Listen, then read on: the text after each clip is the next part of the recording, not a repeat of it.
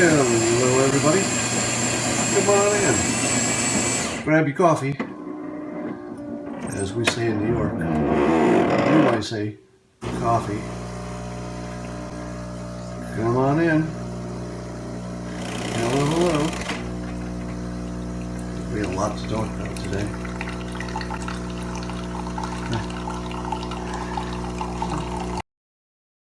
Yet this morning? If you didn't, stop what you're doing. Head over to Dilberg.com. Read my blog. Yes, there will be a viewing party on Periscope.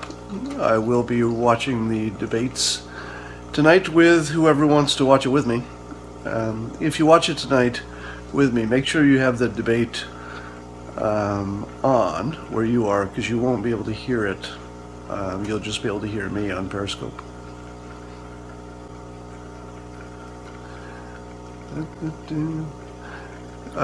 Christina may or may not join me. She's got some other commitments. I'm not sure how that's going to work out. You'll be watching from the Trump Winery. There's actually a Trump Winery. Why does Trump Winery sound like it's a pun?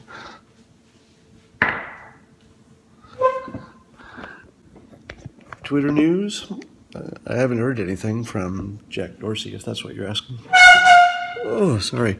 I did sign up for Gab yesterday, which reminds me I have to go post my current blog post over there as well. Yeah, as far as I can tell, I am being shadow banned, according to other folks. Drain the swamp. Yeah, I think Trump's new slogan, drain the swamp, is powerful. It's good. So here's what it's got going for it. Swamps are very visceral, meaning that when I say swamp, you can almost feel it on your feet, you can see it, you can smell it. You know, swamps are different. You can actually smell a swamp when somebody says, hey, swamp. You can, almost all of your senses get engaged immediately. So persuasion-wise, you always want something that's visual and also activates your other senses, so it's brilliant that way. He stole it from Reagan. Yeah, I mean, it's not an original saying. Reagan stole it from someone else.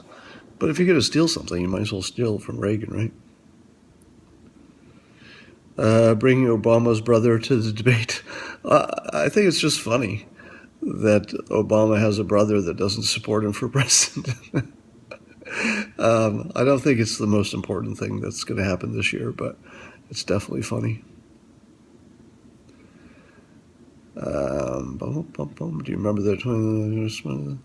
Yeah, I do remember when Obama humiliated Trump at that dinner. A lot of this does feel like revenge, doesn't it?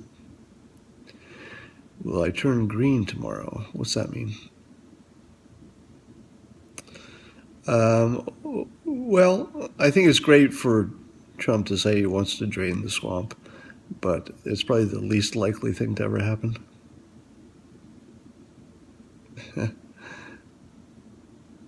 Well, love thy neighbor works for me. You know that. Obama's brother is Muslim. I didn't realize that. Okay, that makes sense. Trump is winning in Florida and Ohio. Depends what poll you're looking at, I would think. So here's an interesting thought. You know, what we've noticed with all the Trump scandals, and now you've seen a number of them, right? Every time he misspeaks or there's some new information that comes up, the scandal has a very distinct arc. It peaks very quickly, and then it sort of trails off in importance, right? Because if I were to mention any of the past scandals, you would say, hey, I haven't heard about that one lately. And it's not that anything changed. It's just you got used to it, you got bored with it, you talked about it too much, and you just don't want to talk about it anymore. So it becomes less important. So it's entirely possible. Somebody said I just made the front page of Twitter. I don't know what that means. So it's very possible that What was I just talking about? Sorry, I got distracted. Oh, it's possible that the latest blow up with the Access Hollywood recording and all the women coming out and saying that Trump did stuff with them is somewhat being canceled out by yet another Bill Clinton accuser coming forward with some gross allegations. So it's possible that we're just already over it. Like it got real exciting for 20 minutes and then it will be replaced by something better and more interesting. So while it looked like the Access Hollywood tapes might be a game ender, misleads, it might be the opposite. I mean, I could be wrong about that. It's happened before. Anyway, somebody asked me what are the odds that Trump could win, and I think it might be at least a little bit related to how many people read my blog post today. So today's blog post, if you haven't seen it, I tell you how to unhypnotize or really wake up someone who's been hypnotized. And the lesson I give you is that the person who sees a positive addition to their environment, if only one person sees it and other people don't see it, and my example was if your friend sees a pink elephant in the room and you're in the same room and you don't see any pink elephant, which one of you is hallucinating? Well, it's always the person who saw the pink elephant. It's not the person who can't see the pink elephant. We don't have hallucinations of not seeing something in front of us. Hallucinations are positive things. Likewise, if you say you were abducted by aliens and you say I was along on the spaceship, but I don't remember it, and you do, you hallucinated. All right? It's not the person who doesn't remember the aliens that's hallucinating. And so too with Trump, if you imagine that he's this big crazy Hitler who's looking to round people up and hates his fellow citizens, even though everything he says is the opposite of that, if you believe that truth, you have been hypnotized by the Clinton machine, which is really good. They have trained cognitive psychologists trying to come up with this stuff. And they do a really good job. So they've painted Trump as something, hello, Christina. They painted Trump as something dangerous and ridiculous. And probably 40% of the country actually sees this pink elephant, which is, Trump is Hitler. But if you want to know how hallucinations work and how to know if you're in one, all you have to do is ask this question. You say, I see this thing that is unusual, and there's nothing more unusual than a Hitler running for office in the United States, right? Or a pink elephant. You say, I see this pink elephant. Do you standing right next to me also see it? Now, if the person also sees it, you probably need some extra opinions, because it only takes one person to not see it to absolutely be sure it's not there. It doesn't matter how many people do see it. It only matters that one doesn't. All right, that's a confirmation it's not really there. And so with Trump as Hitler, you can see that some 30 to 40% of his supporters, or 40% of the country, actually just doesn't see it. It's an illusion. Because if some people are looking at the same stuff and there's just nothing there for them, that's a pretty good confirmation that the rest of the people who do see this thing are having a positive hallucination. Judge calling the Indiana-born judge a Mexican was a hallucination. Yes, it was. And let me tell you how you are hallucinated if you think that that was evidence of his racism. Do you know who else calls American citizens with Mexican heritage Mexicans? Do you know who else uses the same language that you just gave an example of Trump using? The people who are born in America and have Mexican background. They call themselves Mexicans. All right? I have friends who are third-generation Americans, but they have Italian backgrounds. They call themselves Italian. It's just the way people speak of things when they're shorthanding it. So if you take that, Trump's normal phrasing, which is what the people themselves refer to themselves as, and take his common language and say, that's proof. He's a he's a racist, then you can be pretty sure you're in a hallucination. Megyn Kelly called herself Irish. Yeah, there it is. I call myself German sometimes, and I don't even have much German blood in me.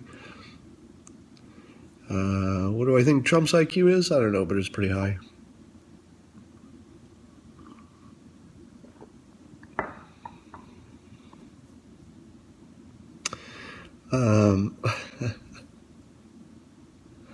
Try that with the N-word. Well, there's nothing like the N-word. The one analogy that never works for anything is the N-word, because there's nothing like it. You can't compare that to anything else in your experience. Yes, I will be periscoping the debate tonight.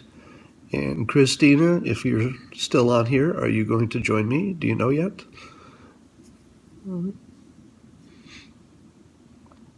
You see Godzilla in a lot of the campaigns? Yeah.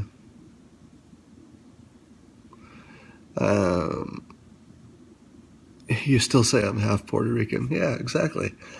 So Trump speaks the way all Americans speak. And because you imagine that he is a racist, you say, racist. But no, that is pure cognitive dissonance. I think Trump is going nuclear tonight. Maybe. This will be the most fun debate of all times, because it's possible he'll go nuclear, but it's also possible. I mean, there are two ways to win this. One is to go so nuclear that it's all anybody can talk about the next day, and it is so well done that it destroys Clinton and her chances. I think that's possible. It's also possible he'll play it exactly the opposite and just say, hey, look, I'm not scary. I'm on your side. Don't be hypnotized by any of this baloney. You're better than that. Let's talk about what the country needs. Don't be fooled by the fear mongers who would take your choices away. So we could go that way, but that way is sort of it might look to people like an acknowledgement that he can't win, and he's just trying to save his reputation. So I think the public would respond better to aggressive Trump, but that's hard to say. He's got WikiLeaks and O'Keefe. Yeah, the trouble with all the WikiLeaks stuff and the O'Keefe stuff is that in order to do a good job of describing that stuff to the public and making it persuasive, you have to add a lot of details and a lot of context, and Trump doesn't do that. He's the simple talker. And there is no simple way to communicate WikiLeaks or the what do you call the tapes about the people intentionally causing the trouble, the bird dogging, I guess it is. So that stuff's all hard to explain unless somebody already knows about it. And if people already know about it, the Veritas tape, if people already know about those things, then they've already been persuaded. So I just don't know that those are good persuasion points. They're good from a rational point of view, like you should care about those things, but I just don't know that they have bite. They're a little bit conceptual. They can't hurt. Yeah, they can't hurt. So here's the question that I think Chris Wallace should ask. I don't think he will, but here's the question he should ask, and maybe because he's not CNN, he might actually ask this question. So here's the question I would ask Hillary Clinton, and the wording is important, all right? So listen to the wording, not the exact wording, but the style of wording. Here's the question I would ask Hillary Clinton at the debate. I would say, Mrs. Clinton, you've shown us letters from your doctor. You've met the requirements that other presidential candidates have been asked to meet. We acknowledge that you've met those requirements. But there's still questions about your health. Can you look the people in the eyes, look the American people in the eye, and tell them that you have no undisclosed health issues that would have an impact on your ability to perform the job of the President of the United States? Can you look at the people of the United States in the eye and tell them that you have no undisclosed health problems that would have a significant impact on your ability to do the job. Now, I see what you're saying right now. She'll just lie. No, she won't. No, she won't. She will avoid if she has a problem. And in so avoiding, she will confirm that she has a problem. Now, I don't know if most people will see that, but at least those of you who listen to me and read my blog will know that that's a confirmation of a major health problem. If she decides to lie, and I think this is unlikely, and let's say she does have a health problem, but looks us right in the eye and says, I do not have any major health problems. Do you know what that does? That frees anyone who knows about those health problems to come forward. Because if she's simply not mentioning it, then you could say to yourself, well, not everybody mentions everything. I prefer her to be my candidate for president. People leave things out if they think they're not important, blah, blah. But if she says a direct lie, I do not have a major health problem that would impact my job as president, and you happen to be a doctor or a nurse or a bodyguard or just somebody who's an insider who knows that's a lie, that's going to be a big burden on you.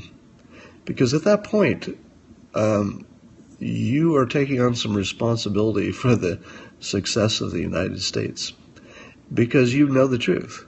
And if you came forward, you would be doing the country a service. All right? And if you don't come forward, you're sort of a dick. All right? And you're not just a dick to yourself and a few people. You're being a dick to the whole world. So first of all, if she lied that directly, it would incent people to come forward and out her. All right? That's what you saw with Trump's denials. When Trump denied that he touched women, women said, my God, now that he says he denies it, I'm free to come forward to prove the lie. I don't know if any of the women are telling the truth, but I'm just making the general point that if somebody tells a direct lie, it frees people to come forward and refute it, whereas if you just don't mention something, it doesn't really free those people in the same way. The other thing is that Clinton knows that if she has a major health problem and if she gets elected, we're going to find out. All right, 4 to 8 years is a long time to hide a health problem. We're going to find out. And you don't want to be the one who gives away her second term by lying that way. All right, it would be one thing to say, my doctor has told you everything that I think is important, and then later to act surprised and say, well, I didn't think it was important, but maybe it's more important than I think.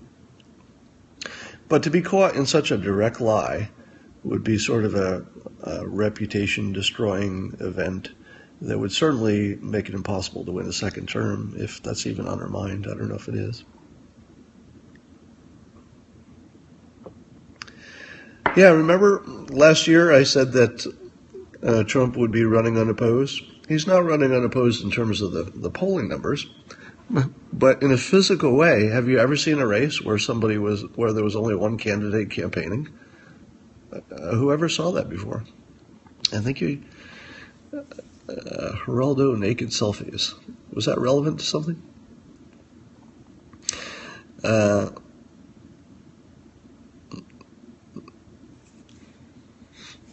Caught. Her limo van has a bed in it. Is it that unusual for presidential candidates to have an ambulance with them? I'll bet Reagan did when he was that age.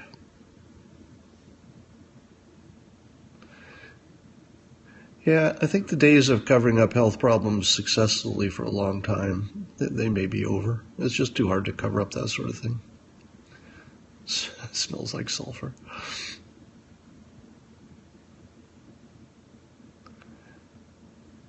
Yeah, she's old. Yeah, I don't think the fact that she has an ambulance following her around is as big a thing as other people do. If I were the Secret Service and my job was to keep a candidate alive, and I live in a country where everybody's got a gun, I'd want an ambulance. I'd want an ambulance as part of the entourage. That just seems like good Secret Service protection to me.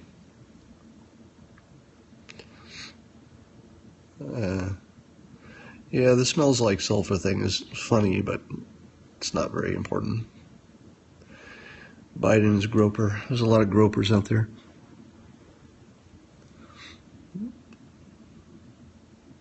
Does Trump say hi to Malik? Probably not. Oh, I think it will be a bunch of mudslinging. Can voting machines be rigged? Of course they can. Of course they can. It's only a question of how much, right? I think we're well beyond the question of, is the election rigged in some small way? Because there are a lot of precincts, there's a lot going on, there are a lot of different voting machines, there are a lot of people who have access to the software of those voting machines.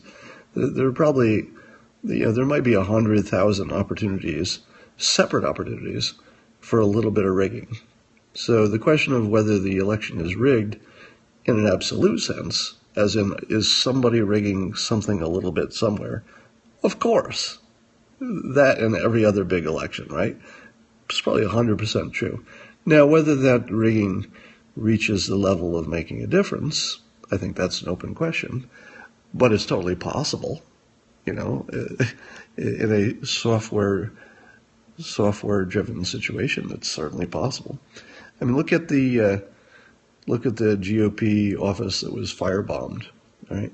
Imagine if you knew where there were a bunch of ballots from some district that was likely to go one direction or the other. So either they had, a preponderance of Republicans or a preponderance of Democrats, and then you firebomb that warehouse. That works. That's easy to do. All you have to do is firebomb a warehouse. I mean, that's not a high degree of difficulty. And suddenly a county goes the other way. And if a county goes the other way, maybe it's big enough to make the state go the other way.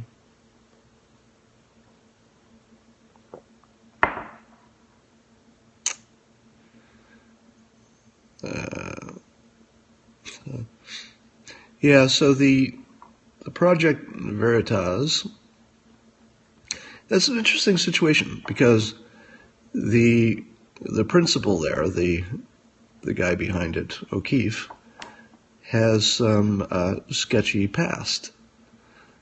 But on the other hand, he also has video of actual people who are real people talking about real things.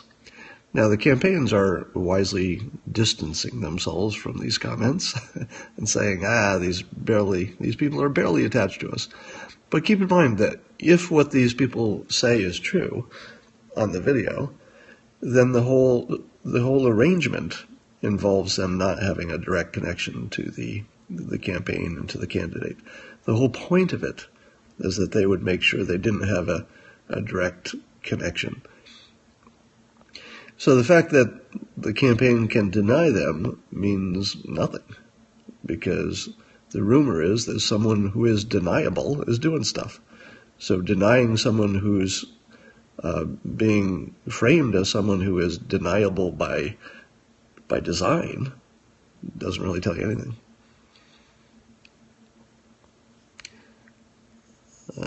Is that you talking? Past wasn't really sketchy. In court it was. I can't tell if that's actually O'Keefe on here.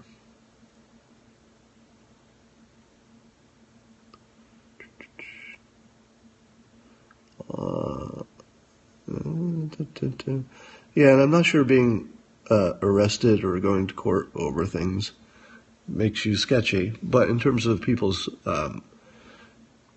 view of his credibility, it certainly makes a difference. Pay-for-play, completely unpersuasive. You know why the pay-for-play thing is unpersuasive?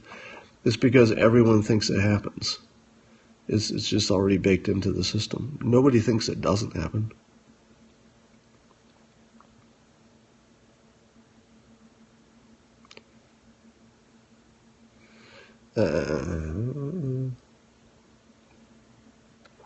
Yeah, they keep saying it's selectively edited video. And I have to admit, it is possible to selectively edit things to completely change their meaning. But it would be pretty amazing if those particular things were changed enough to change their meaning. I mean, they look pretty clear to me. Thoughts on new accuser advisor? I don't know what that means.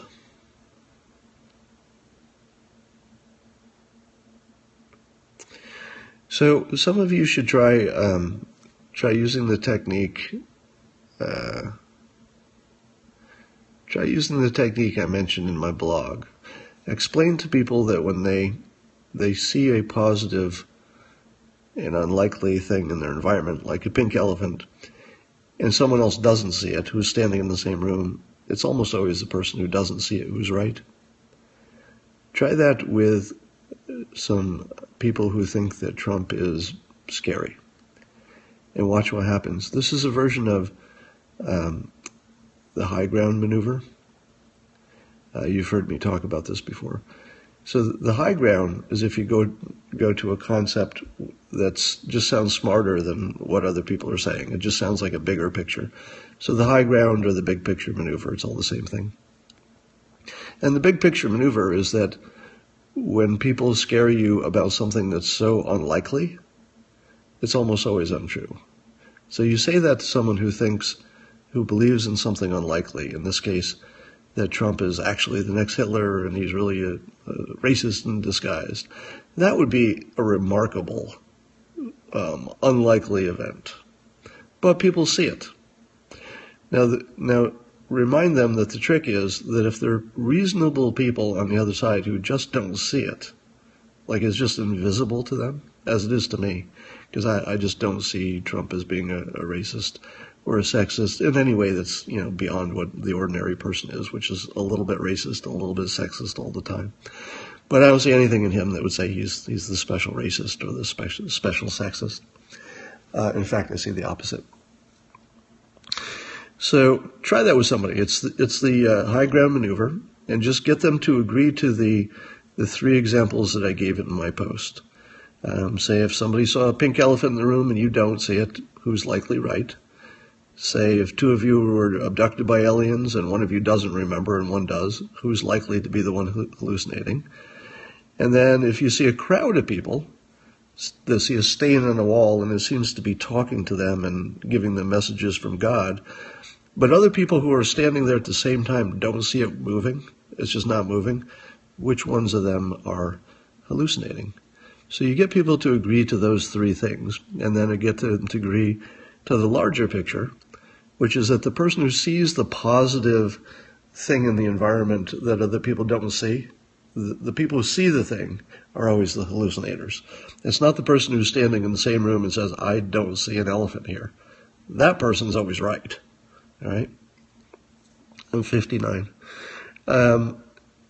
So try that first, and then mention that Trump being nominated to a major political party and being an actual racist who's actually dangerous, who's actually a menace to the world, who actually is dangerous with the nuclear codes, when in fact he's lived his entire life in a way that doesn't suggest any of that.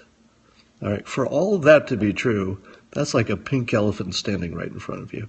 So if you see that, you see Trump as that dangerous guy, and there's anybody you know who also is intelligent and normal and can get through their life, and they're standing in the same room with you, and they just don't see it, it isn't there.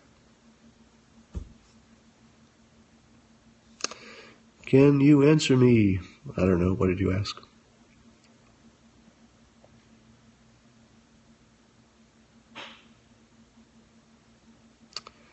Can you be my grandpa? Sure.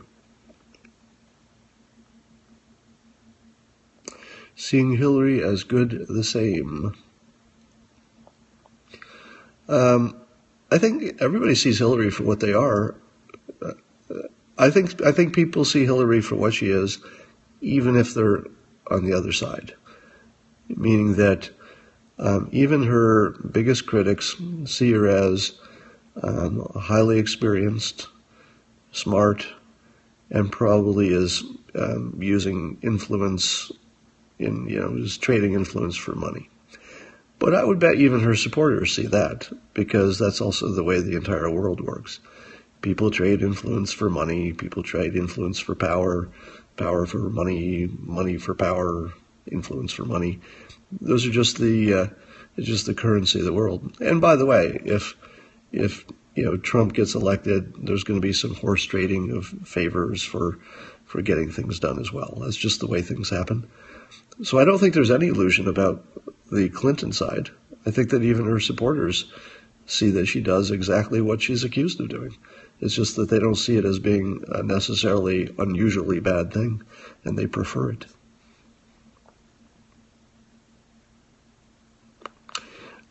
She pays disruptors. Was anybody surprised to learn that the disruptors at Clinton crowds were paid activists? I thought that was common knowledge. Was there any surprise there by anybody?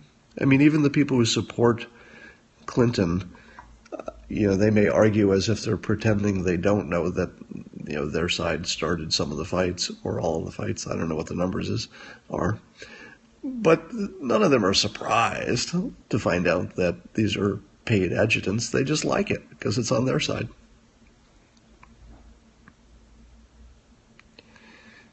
You were surprised?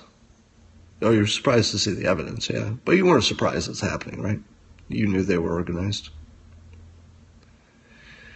What is Trump paying for? Well, we don't know, do we? Did Clinton have people killed? Well, use your same... let's talk about this. Let's talk about the question of whether Clinton has actually had people killed. Who's coming on here just to yell Jew? That's weird. Did they pay for the firebomb? Let's talk about... Let's talk about whether Clinton actually killed people. Vince Foster and other people who seem to have mysteriously died. All right. So let's talk first about how... Seth Rich, right? So let's talk first about whether that fits into the category of the pink elephant or not. I would say it does, in the sense that a candidate for president who's literally, hired hitmen to kill people.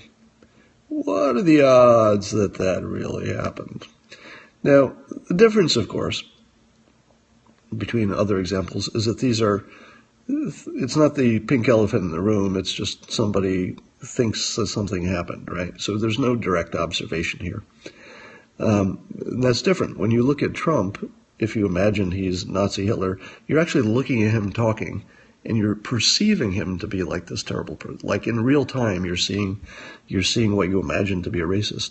That's different than conceptually you're imagining what is the likelihood that somebody in her position had somebody killed. So here's my view. I think it's very unlikely that Clinton ever ordered a hit on anybody. I think it's very unlikely that she ever said the words, "Hey, Bob, go kill this person and get rid of the evidence." I don't think that's likely. But in any big campaign, there's going to be some bad people involved.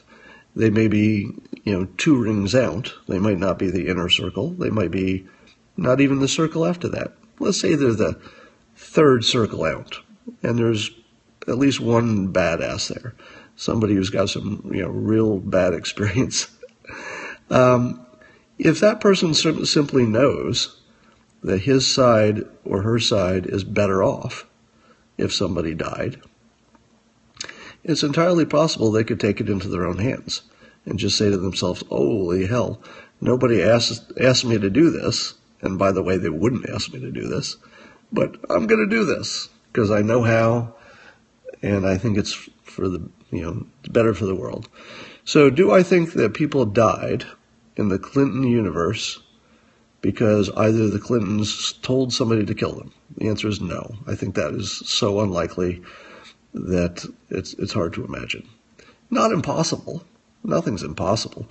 But I rate that very unlikely. Now, the second question down is there somebody who might have been, 2 rings out from the inner circle who simply knew that if this person died, it would be a benefit to the campaign, to the individuals, and maybe a benefit to the person who's thinking about killing that person or having them killed.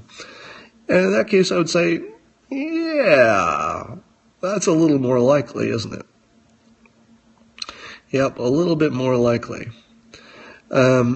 Because there's a lot to gain, and if somebody is good at killing people, and maybe they've got some experience with it, or they know somebody who has some experience with it who can keep a secret, it's not that big a risk, given how big the reward is. I mean, to get your candidate into the White House is a pretty big reward. So, especially if they owe you a favor after that. So, the odds of somebody in her, let's say, 2 rings out circle, this is Clinton I'm talking about, having the capability to get somebody killed, 100%. All right, meaning that somebody knows somebody who could get somebody killed. Probably 100%. It's good, meaning it wouldn't be hard if you're in that position to find somebody who's that much of a badass who could get somebody killed. So you have the opportunity. You also have the motive, because it seems that some of the people who died, as far as we can tell, it looks like they might have had, the goods on Clinton. So there's motive, there's opportunity, and there's a pretty good chance of getting away with it. Because if it's not the candidate, him or herself, giving the order, there's no smoking gun. There's just somebody who died at the hands of somebody who doesn't seem connected with anything. So the odds that somebody connected with the Clinton campaign has been killed at some point in the past, given we know that at least one of the women accused by accusing Bill Clinton claims that her cat was killed and had other threats. I would say the odds is somebody dying in the Clinton circle, not because of a direct order from the Clintons, but because somebody knew it was good for them and wanted something good for them to happen. I'd say that's a good likelihood. More than 50%? I don't know. But it's more than 30%.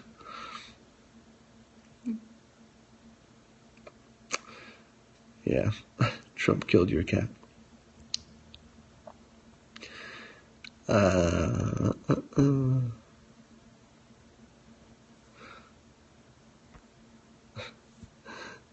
Look you in the eyes and tell you I'm not a Jew? Oh my.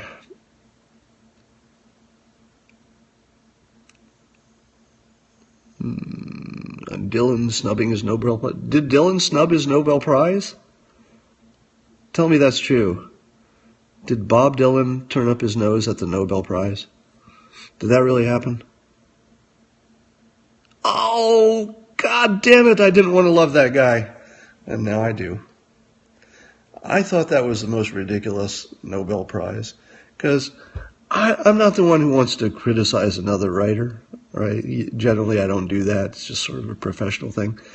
But Bob Dylan, he is not a good writer. I'm sorry. He's just not that good. Now, you might love him, and you might love what he does, and you love his art, and you might love him, but he's not a good writer. He really isn't.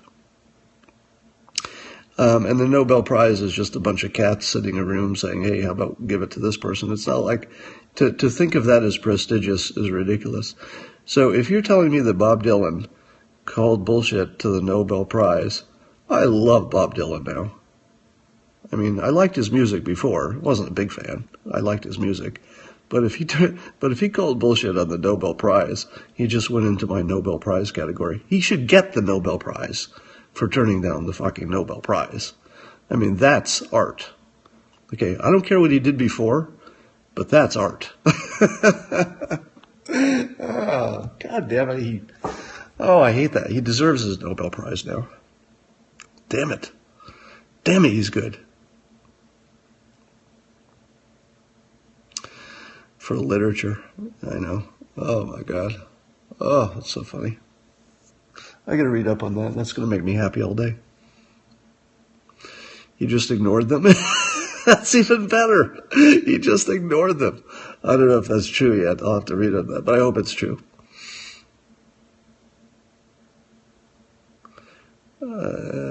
He's silent and ignored them. Oh, God. That would just be wonderful.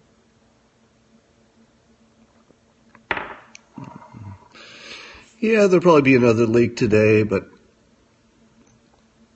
I don't think it'll be a big one, just like the other ones are.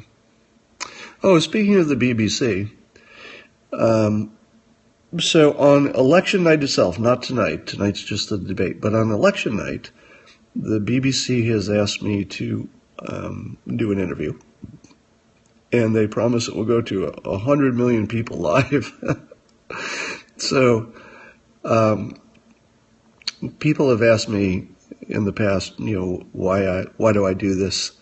Why do I do this periscoping and talking about politics? It's such a departure from cartooning and the stuff I was doing. And I always talk about it as being a system, not a goal. And that's the topic of my book, How to Fail at Almost Everything and Still Win Big. I tell you how to stop pursuing specific goals and do things that no matter what happens, something good is going to happen to you. You just don't know exactly what that looks like. So what I've been doing with my writing about Trump and persuasion is I've been practicing out loud, meaning just doing something I thought I could do well and doing it in public, without any regard to how that would be monetized, how that could be good for me, what possible benefit that would have, because I imagined there could be lots of benefits. I just didn't know specifically. Maybe somebody would offer me another book contract, which has happened. My publisher is asking me for another book. Maybe it would help me with my speaking requests. It turns out that is the opposite of what happened, because they all got canceled and they stopped because I'm too polarizing at this point. But again, since that wasn't the specific goal, I was just generally trying to figure out how to raise my profile, because that would increase my opportunities. And then the BBC asked me to come on and talk to 100 million people. That's how many people they'll be broadcast to. So on election night, when the entire world is watching, I'll be talking to 100 million people. Right? The most I've ever talked to would be, say, on CNN or something. And, a good day on CNN for any particular show might be 1 million viewers. So I have the experience of a number of times talking to 1 million people or a few million people. So I've done that a number of times. But I'll be talking to 100 frickin' million people on election night, assuming that the interview happens. And again, there's no specific way to monetize that, and that's not why I'm going to be on the BBC to monetize it. But that will be a successful translation from my cartooning career to commenting on a larger scale. So where that goes, who knows? But the chances are it's good for me in some way, and I hope that I can make that good for you in some way as well. They don't get that number. Well, it's a big number. Let's just say that. And then, if my interview gets turned into a YouTube clip, which it probably will, then more people see it.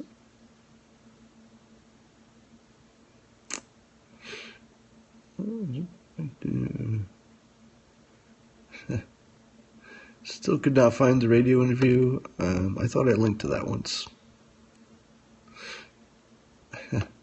You liked me on Bill Maher, thank you. How does Trump win from here? Well, you could either forward my blog post to those people who are afraid of Trump and see if you can wake them up, because that's what it was designed to do.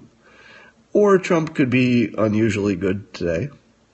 Or it could be that these latest allegations against Trump just cause people to park their vote somewhere for a while. And 3 weeks is a long time in this election. It's entirely possible that everything that people are or disgusted by Trump with his, statements on Access Hollywood, it's just going to wear off in 3 weeks. That's possible. So that would be enough for him to win.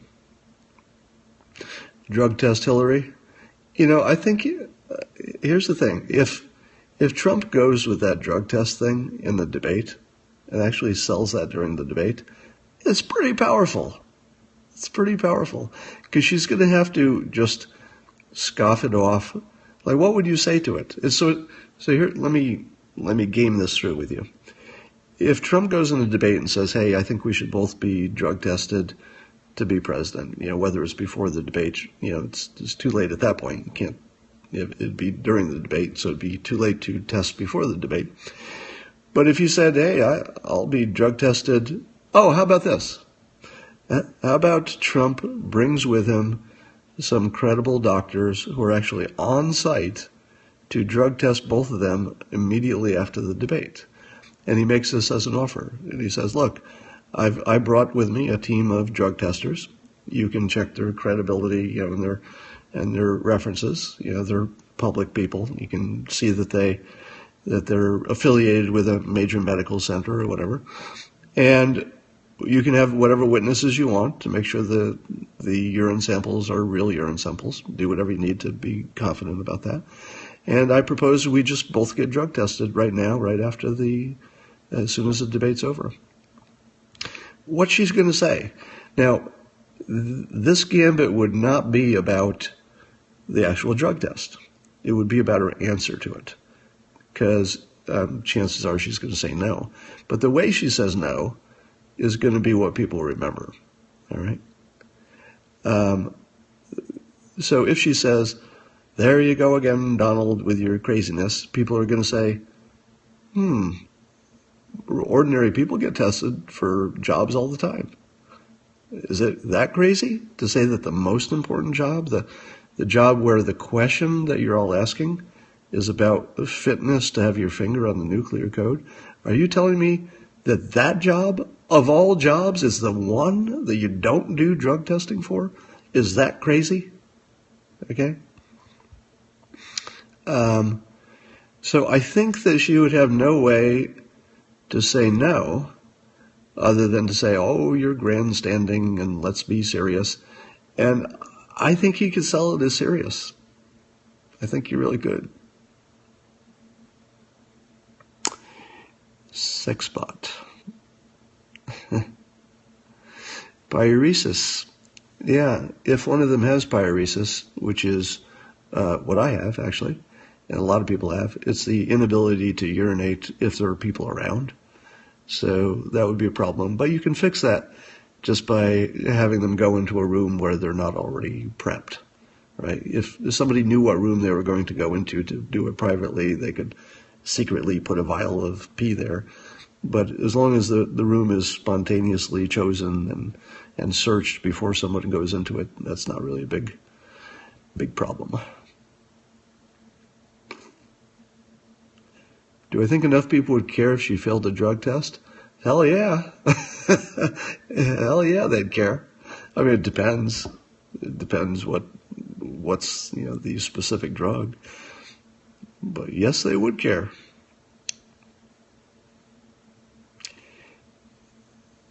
Drain the swamp and drain the bladder. I wonder if that's interesting. If Trump thought that Clinton had a weak bladder and that it would be hard for her to go 90 minutes without using a restroom or whatever they're planning to do, drain the swamp would be really, really interesting imagery because it's sort of like hearing rain. It's going to make you want to pee. And he might take like lots of drinks of water. If you see Trump taking lots of drinks of water and talking about draining the swamp, there may be another play happening that isn't as obvious as you think.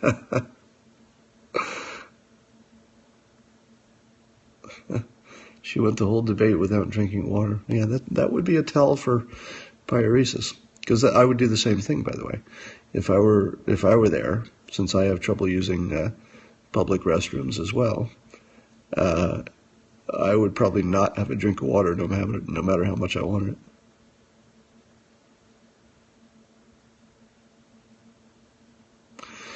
But I think she also may have a choking problem, so the water thing might be an issue.